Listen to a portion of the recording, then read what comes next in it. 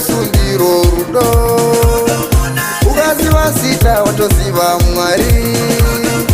Ukaziva zita watoziva Mwari. Kurarama muna Jesu wararama zvachose. Kurarama muna Jesu wararama zvachose.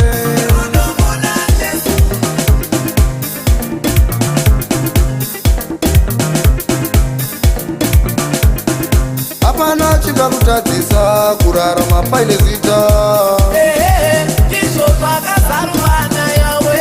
Hapana chingakutadzisa kurarama paine zita.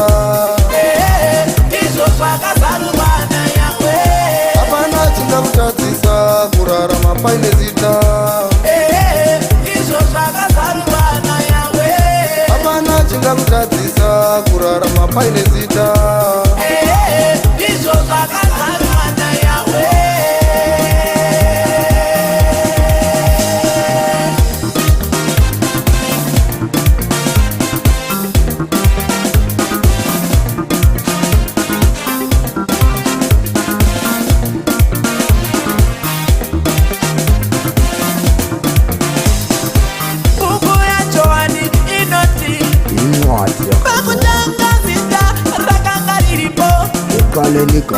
Zita rakangariri Mwari. Ikamalo nkulunkulu. Uye rakangariri kuna Mwari.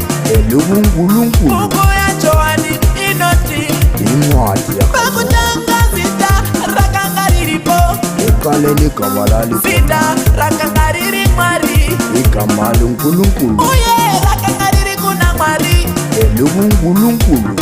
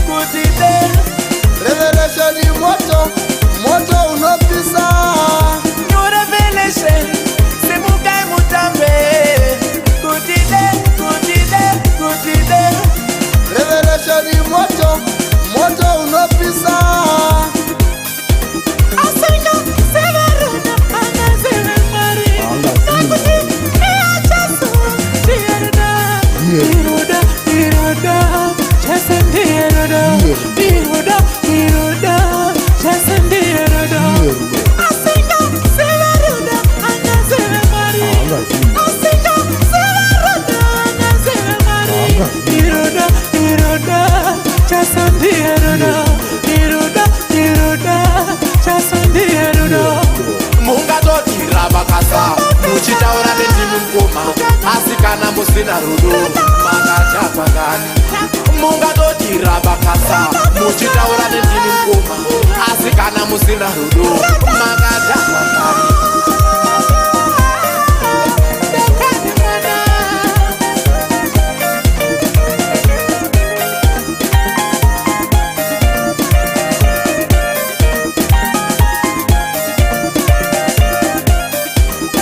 Ekaleni kabalali kona.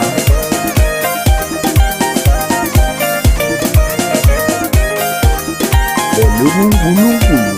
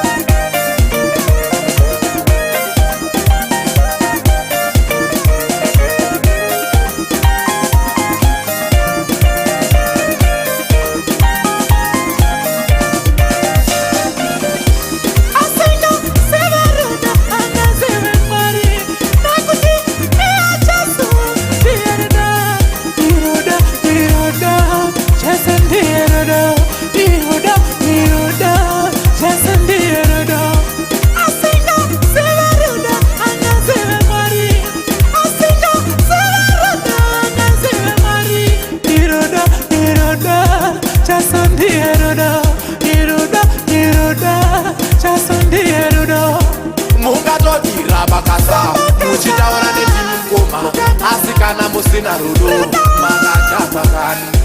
Mungadotirabakasa muchitaura nendini mukoma asi kana musina rudo makachapa